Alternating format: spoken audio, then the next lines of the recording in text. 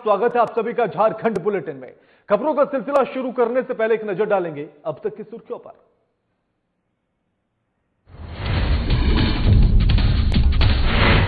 Jharkhand BJP प्रदेश अध्यक्ष दीपक प्रकाश को आया सीरियस हार्ट अटैक। रिम्स में चल रहा इलाज, डॉक्टर ने कहा नियंत्रण में है स्थिति। सीएम हेमंत सोरेन सहित कई मंत्रियों ने जाना हालचाल। गलवा में राशन डीलर और लोगों के बीच झड़प, लोगों ने राशन डीलर पर कम राशन देने का लगाया आरोप। डीसी ने पूरे मामले पर कार्रवाई की, कही बात। झारखंड के मानव संसाधन विकास मंत्री जगन्नाथ महतो पहुंचे चतरा परिसदन भवन में जिले के अधिकारियों के साथ की समीक्षा बैठक। बच्चों को ऑनलाइन शिक्षा उपलब्ध कराने के प्रयास का लिया जायजा। पश्चिम बंगाल सरकार ने बसों को भेजने का सिलसिला किया शुरू। 139 मजदूरों के घर के लिए किया गया रवाना। धनबाद के मैथन बीएसके कॉलेज में क्वारंटीन थे मजदूर।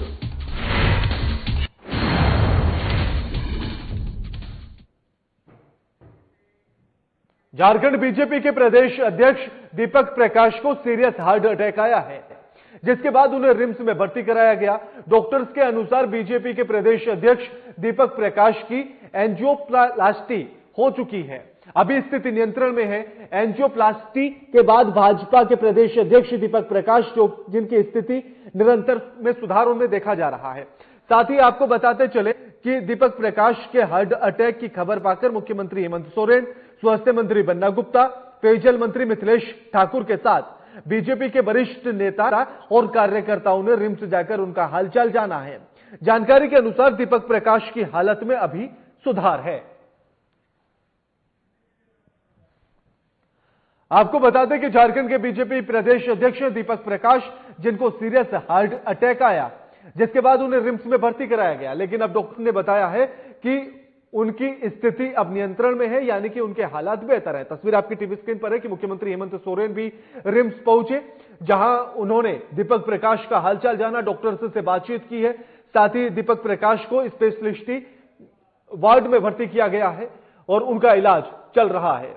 मुख्यमंत्री हेमंत सोरेन के साथ साथ स्वास्थ्य मंत्री बन्ना गुप्ता पहुंचे, पेयजल एवं स्वच्छता मंत्री मिथिलेश ठाकुर आपको टीवी स्क्रीन पर दिखाई दे रहे होंगे, वो भी हालचाल जानने के लिए अस्पताल पहुंचे हैं। साथ ही डॉक्टर्स से बात की गई है। डॉक्टर्स ने बताया है कि दीपक प्रकाश की स्थिति फिलहाल बेहतर है, उनकी स्थिति में, उनकी हालत में सुधार नजर आ रहा है।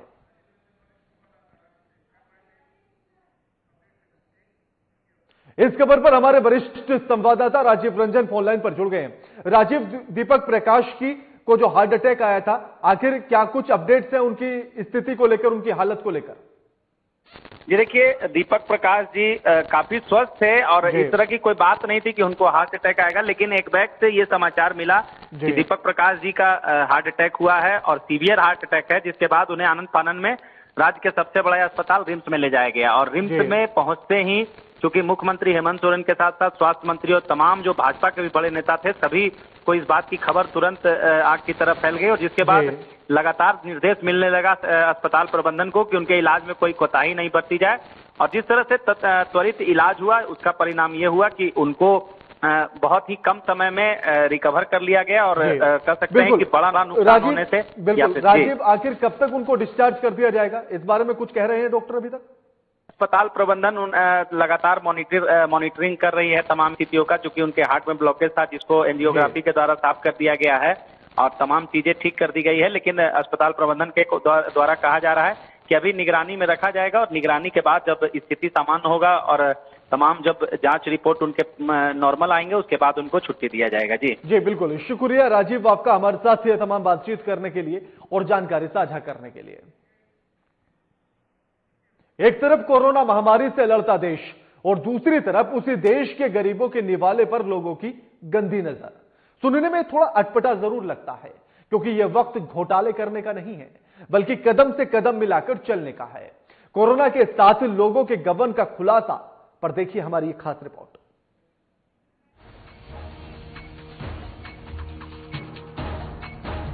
एक तरफ कोरोना महामारी से पूरा देश लड़ रहा है, दूसरी तरफ आज भी ऐसे लोगों की कमी नहीं है जो अपने ही देश में रहकर गरीबों के निवाले पर अपनी गंदी नजर लगाकर बैठे हुए हैं। आज के समय में कोविड-19 को लेकर पूरे देश में लॉकडाउन चल रहा है। सरकार गरीबों तक राशन पहुंचाने के लिए डीलर के माध्यम से इस समय आने वाले 3-3 महीने का राशन लोगों के पास पहुंचा रही है, लेकिन राशन डीलर हर एक लाभुकों को 1.5 से 2 किलो तक राशन कम दे रहे हैं, जिससे पूरे जिले में लोगों के बीच आक्रोश है। जिले के अलग अलग क्षेत्रों से इस तरह की शिकायतें भी आती रहती हैं कि डीलर और लोगों के बीच असमंजस की स्थिति बनी हुई है। यहाँ तक कि इन लोगों के बीच मारपीट की घटनाएं भी कई बार सामने आ चुकी हैं। प्रशासन पर लोगों का आक्रोश अब फूटने लगा है, जिस वजह से कई मामले भी दर्ज हुए हैं और गिरफ्तारियां भी हुई हैं। अब इस मामले को जब गढ़वा उपायुक्त के पास रखा गया तो उन्होंने इस विषय को गंभीरता से लेते हुए इस पर एक जांच टीम का गठन कर अनुमंडल पदाधिकारी बंशीधर नगर को सौंप दिया। लेकिन वो बात निकलकर सामने आई वो वाकई हैरान करने वाली थी कि लोगों को वाकई राशन कम मिल रहा है। राशन नहीं मिल रहा है, कम मिल रहा है, टाइम से नहीं मिलता है। महीना में 2 दिन खोलबे करते हैं, 2 दिन खोलते हैं तो कहाँ हम लोग को कोई को पता चलता है, नहीं पता चलता है। 1 महीने का मिला है, लॉकडाउन के चलते महीने में 2 बार मिलना चाहिए तो 1 बार मिल रहा है, तो हम लोग कैसे खाएंगे? हमको धर्म काटा पर तो आज भंडार निगम देता है, हमको BSWC भंडार निगम माल तोल करके धर्म काटा पर देता है तोल करके, और मेराल गढ़वा और कांडी मझियाओं एरिया में अपने उपस्थिति में धर्म काटा पर देख करके शुद्ध वजन को लेके जाते हैं गोदाम पर। लेकिन फिर भी गोदाम पर वजन कम हो जाता है। अब हम तो यहाँ सही दिए, हम यहाँ पर सही दिए, हमारे ओर से अगर यहाँ पर कभी है लोग हमको बताओ, यहाँ पूर्ति करेंगे हम। अभी तो हमने वेट करके दिया सभी डीलर को, तो हम वेट करके दिए जिस हिसाब से हमारे पास वेट आता है और वेट करा करके हम देते हैं। कितना देते हैं? कितना का पैकेट रहता है? पैकेट तो ये 50 kg का पैकेट है। लेकिन हम तो वेट करके दे रहे हैं, तराजू से वेट करके देते हैं। नहीं तो डीलर का जो डीलर हैं उनको नहीं, वेट पर तो 51-52 का बात ही नहीं है। वेट पर देते हैं तो जितना वेट आता है उनका SIO जितना निकलता है उतना हमको देना पड़ता है, वेट के अनुसार हम देते हैं। अभी कितना दिया जा रहा है? कितना 49 किलो दिया जा रहा है, 50 किलो दिया जा रहा है, 51 किलो दिया जा रहा है? अभी किस हिसाब से दिया जा रहा है? सर जी हमने वेट करके हम देते हैं, वेट करके तो उसमें तो हिसाब किताब 51-52 नहीं चलेगा। वेट नहीं होता है। हाँ देखिए बोड़ा दे दिया है, लेकिन तो और यहाँ पर जोखने के बाद आपका 49। अब तो यही देखिए, यही तो बैग का स्थिति, तो हम क्या इसमें कर सकते हैं? आपको तो 49 किलो आपको तो कम माल मिल रहा है। हाँ, तब इसको मेकअप कैसे कर रहे हैं फिर? तब तो चलिए रहा इसी में मान लीजिए कि तो उसी को मेकअप करने के लिए ना ये चला जाता है ताकि मेकअप में मेरा रहे। जब इस पूरे मामले पर DC की नजर पड़ी तो उन्होंने इस पूरे मामले का संज्ञान लिया और इसका खुलासा किया। अनाज का घोटाला किस तरह से किया जा रहा है, इस पर DC ने साफ तौर पर कहा कि इसके लिए FCI, गोदाम, राज्य सरकार को इसकी जानकारी भी दी गई है और जांच कर इसमें जो भी दोषी होगा उस पर कड़ी कार्रवाई की जाएगी। देखिए, ये शिकायत प्राय जिले में और हर जिले में शिकायत मिलती है, हम लोग कई जिले में देखे हैं इसको। हमने यहाँ एक जांच करवाई थी अपने अनुमंडल पदाधिकारी श्री बंशीधर नगर से, और हमने उनको कहा था कि आप सभी स्टेज पे देखें कि कहाँ कहाँ कितना वजन का चावल हैंडओवर हो रहा है। जैसे FCI ट्रांसपोर्टर देता है SFC गोडाउन को, SFC गोडाउन देता है डोर स्टेप डिलीवरी को, डोर स्टेप डिलीवरी ट्रांसपोर्टर जो देता है डीलर को, फिर डीलर आगे लाभुक को देता है। तो हमने पाया है कि लगभग बोरा जो होता है वो 49 से लेके 49.5 या 49 किलो 700 ग्राम का उसमें चावल रहता है, लेकिन हर लेवल पे उस वजन को बढ़ाकर लोग दे रहे हैं। FCI ट्रांसपोर्टर उसको कुछ बढ़ा के दे रहे हैं, गोडाउन उसको फिर बढ़ा के दे रहे हैं। तो अल्टीमेटली ऐसा पाया जा रहा है कि 51 किलो के लगभग वो बोरा वजन करके या मान के उसको डीलर को दिया जाता है। तो डीलर के लेवल पे 2-2.5 किलो का गैप जनरेट हो रहा है, लेकिन डीलर भी उसमें अपना एक गैप जनरेट करके उसमें 4-5 किलो का गैप बनाकर लाभुक को दे रहे हैं। पूरे देश में झारखंड को लोग घोटाले वाले राज्य के रूप में भी जानते हैं, क्योंकि यहाँ घोटाले होना कोई बड़ी बात नहीं है। लेकिन ये घोटाला ऐसे वक्त में किया जा रहा है जब पूरा देश कोरोना जैसी गंभीर बीमारी के खिलाफ जंग लड़ रहा हो और हमारे यहाँ गरीबों के निवाले का घोटाला हो रहा है। अब जरूरत है ऐसे लोगों को चिन्हित कर उन पर बड़ी कार्रवाई की। पर सवाल यही उठता है कि आखिर ऐसे लोगों पर कार्रवाई कब होगी। गढ़वा से साधना प्लस के लिए आशीष पांडे की रिपोर्ट।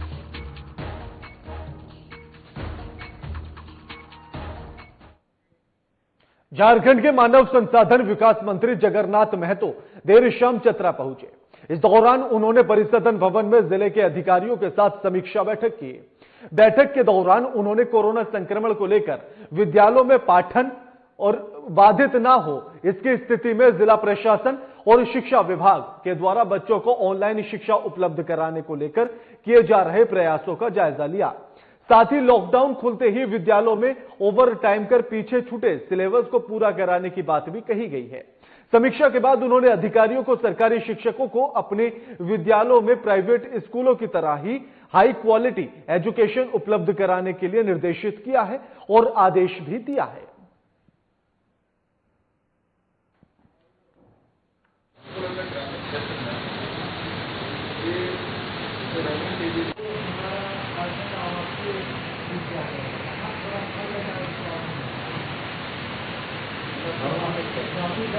हम घर बैठे हम सिर्फ अधिकारी को बोलेंगे कि ऑफिस में मत कीजिए और हम बैठे रहेंगे एसी में, वो नहीं चाहेंगे।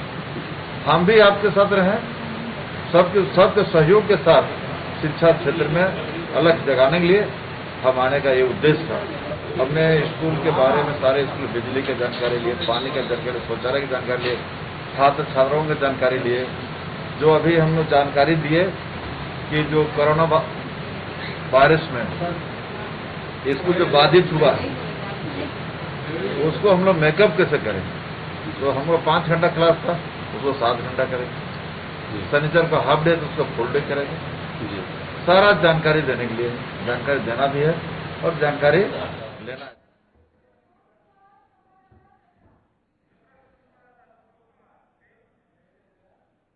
इस खबर पर हमारे संवाददाता संतोष कुमार फोनलाइन पर जुड़ गए हैं। संतोष, लॉकडाउन को लेकर अगर देखा जाए तो सबसे ज्यादा असर बच्चों की पढ़ाई पर पड़ रहा है। आखिर जिस तरह से मंत्री साहब ने कहा कि ऑनलाइन शिक्षा दी जानी चाहिए, आखिर उसको लेकर क्या कुछ तैयारियां चल रही हैं? को लेकर के जिला चतरा के अधिकारियों के साथ समीक्षा बैठक की है। मंत्री का स्पष्ट कह रहा है कि जो लॉकडाउन में छात्रों की पढ़ाई नहीं हो पाई है, जब लॉकडाउन खत्म होगा तो जो स्कूल सामान्यतः 5 घंटे की चलती थी वो 7 घंटे की चलेगी और शनिवार को भी पूरे दिन क्लास होगी। इसके अलावा जो उन्होंने सबसे मुख्य बात कही कि 11 मई से सरकारी स्कूलों में भी ऑनलाइन या दूरदर्शन के माध्यम से, टीवी चैनल के माध्यम से पढ़ाई छात्रों को दी जाएगी, ताकि जो गरीब स्टूडेंट है, गरीब छात्र है, उन्हें भी समुचित शिक्षा मिल सके। और उन्होंने जिले के अधिकारियों को ये आदेश दिया है कि जो सरकार प्राइवेट स्कूल में जो सुविधाएं छात्रों को मिलती है वही सारी सुविधाएं सरकारी स्कूलों में हो। यदि जरूरत पड़े तो जो कमियां उन्हें लग रही है वो डायरेक्ट शिक्षा मंत्री से भी बिल्कुल संतोष, जिस तरह से सरकारी विद्यालयों को प्राइवेट विद्यालयों की कंपेयर करते हुए उनमें हाई क्वालिटी एजुकेशन देने की बात कही जा रही है, आखिर उसके लिए क्या कुछ इक्विपमेंट दिए जा रहे हैं और किस तरह से ये पूरी प्लानिंग की जा रही है? प्लानिंग की है और तय किया है कि जो सरकारी स्कूल में सुविधाएं हैं उनकी सुविधाएं किसी भी तरह से प्राइवेट स्कूलों से कम नहीं हो। इसके लिए व्यापक तैयारियां झारखंड की सरकार के द्वारा की गई। शिक्षा मंत्री जगन्नाथ महतो ने स्पष्ट कहा है कि जो सुविधाएं जरूरत होगी, जिन जिलों से मांग की जाएगी वो सभी सुविधाएं दी जाएगी, ताकि किसी भी गरीब छात्रों को ये एहसास नहीं हो कि हम सुविधा विहीन स्कूल में अपनी शिक्षा ले रहे हैं। शिक्षा के उच्चतम स्तर तक पहुंचाने के लिए मंत्री ने प्रयास किया और यह भी कहा है कि प्रत्येक जिला में प्रत्येक महीने 2 बार कम से कम शिक्षा मंत्री खुद अपने आएंगे और शिक्षा की स्थिति को, सरकारी स्कूलों की शिक्षा की स्थिति का जायजा लेंगे और अधिकारियों के साथ बैठक भी करेंगे। बिल्कुल बिल्कुल बिल्कुल, शुक्रिया संतोष आपका हमारे साथ ये तमाम बातचीत करने के लिए और जानकारी साझा करने के लिए। एक छोटे से ब्रेक के लिए रुकेंगे, जल्द हाजिर होते हैं।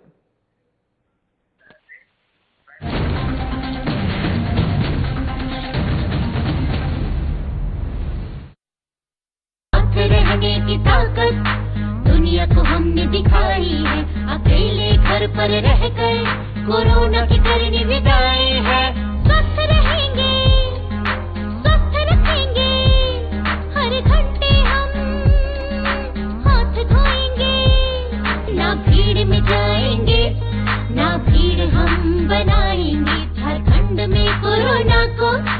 फैलने देंगे, सजग रहेंगे, संयमित रहेंगे, अफवाहों को न हम सुनेंगे। सरकार प्रशासन की हर बातों पर करेंगे अमल, कोरोना को हराकर लौटाएंगे हम चहल पहल। हर घंटे में 20 सेकंड तक साबुन से हाथ धोएं। जिनमें दिखे लक्षण उनसे 2 मीटर की दूरी बनाएं। लक्षण दिखने पर डॉक्टर से जांच करवाएं। नाक कान मुंह पर हाथ न लगाएं। हर क्षेत्र से कोरोना को भगाएं। सजग रहें, स्वस्थ रहें। हेमंत सरकार, हर पल आपके साथ। सूचना और जनसंपर्क विभाग, झारखंड सरकार द्वारा जनहित में जारी।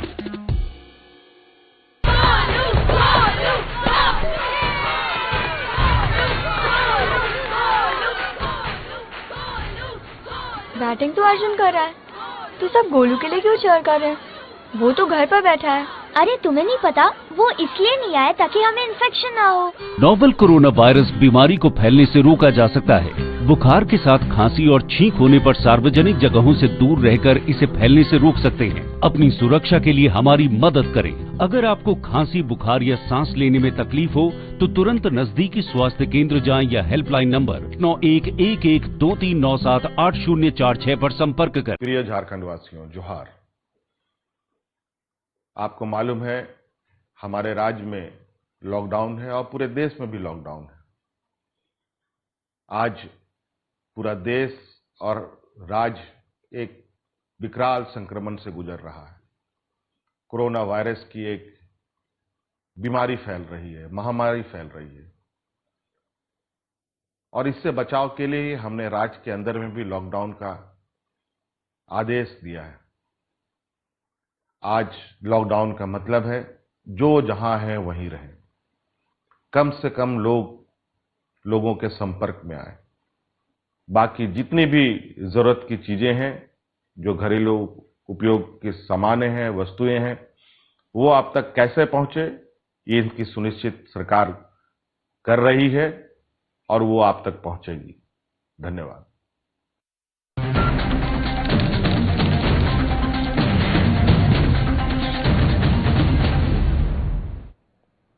ब्रेक के बाद आप सभी का स्वागत है। झारखंड के बीजेपी प्रदेश अध्यक्ष दीपक प्रकाश की तबीयत खराब हो गई, जिसके चलते उन्हें रिम्स के अस्पताल में भर्ती कराया गया। आपको बता दें कि जानकारी के मुताबिक दीपक प्रकाश को सीरियस हार्ट अटैक आया था। इसके बाद परिजनों ने उन्हें रिम्स में भर्ती कराया। हालांकि दीपक प्रकाश के हार्ट अटैक की खबर के बाद मुख्यमंत्री, स्वास्थ्य मंत्री समेत कई नेता उनका हालचाल जानने के लिए रिम्स पहुंचे। वहीं इस कड़ी में नेता प्रतिपक्ष बाबूलाल मरांडी भी रिम्स पहुंचे और डॉक्टर्स के साथ प्रदेश अध्यक्ष दीपक प्रकाश से मिलकर उनका हालचाल जाना और जल्द ही उनके स्वस्थ होने की कामना की। बताते चले कि डॉक्टर्स के मुताबिक उनकी हालत स्थिर बनी हुई है। फिलहाल उनकी तबीयत ठीक है।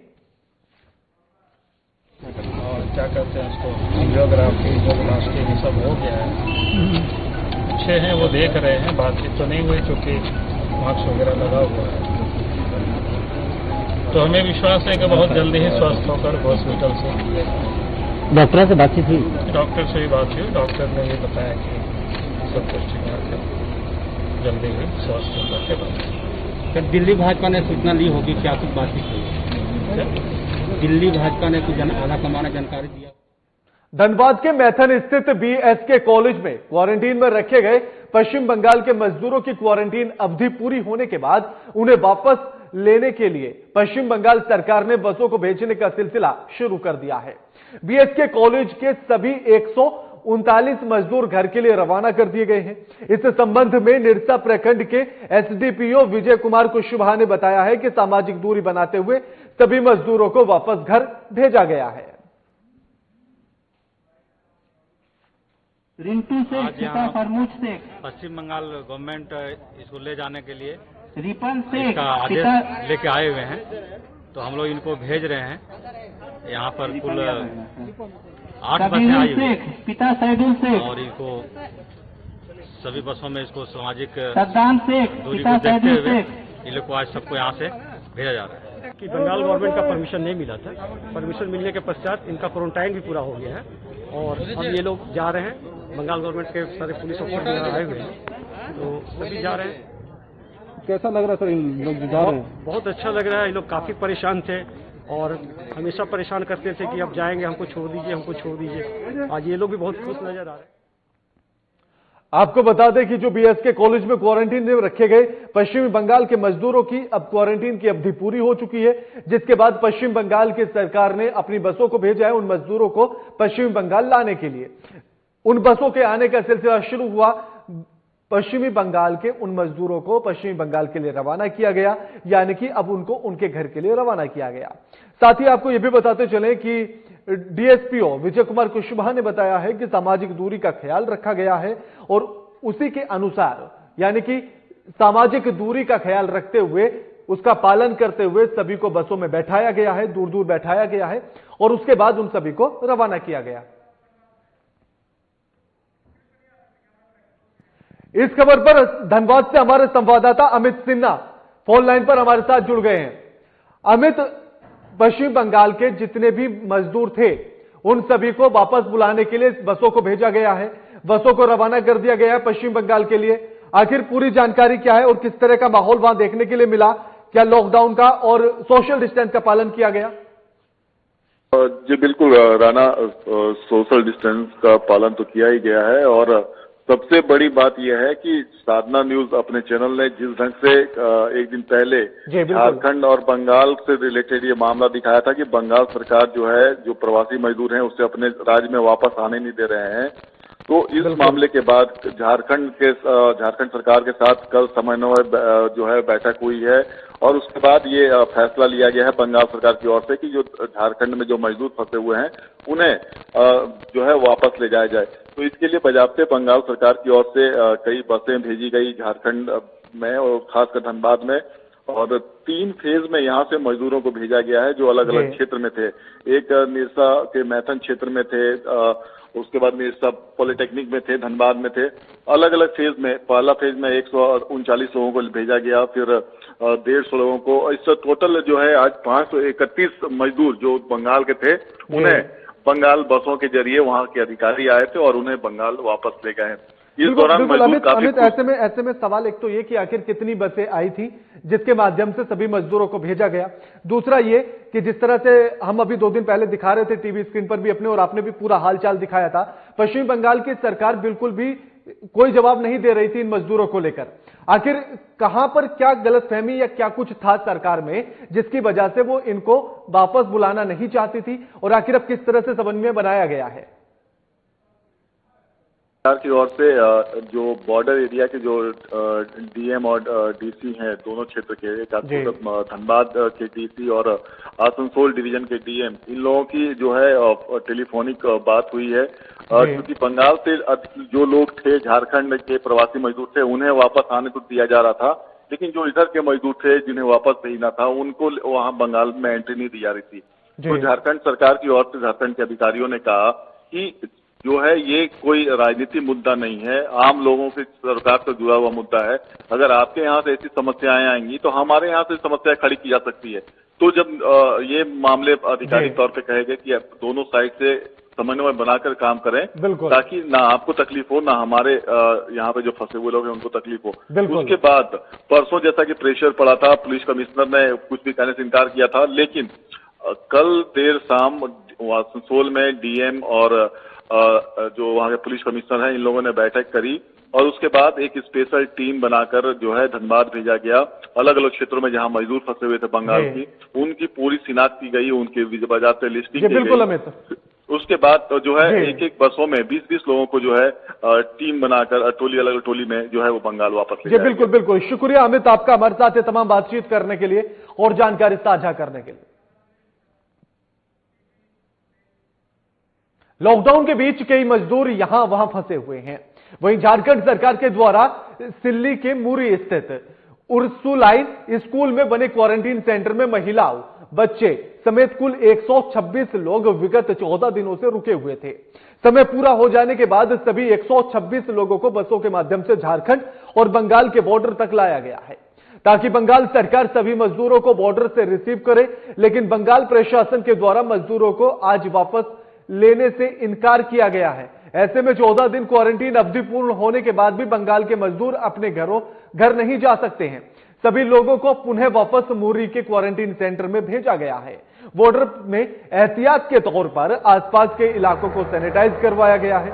मजदूरों को लाने और ले जाने में बसों को पूरी तरह से सैनिटाइज किया गया। इन लोगों को कहाँ रखा गया था? यहाँ पर जो सेंटर होम है, किसी का भी सेंटर होम बचत बना हुआ है, उस लाइन में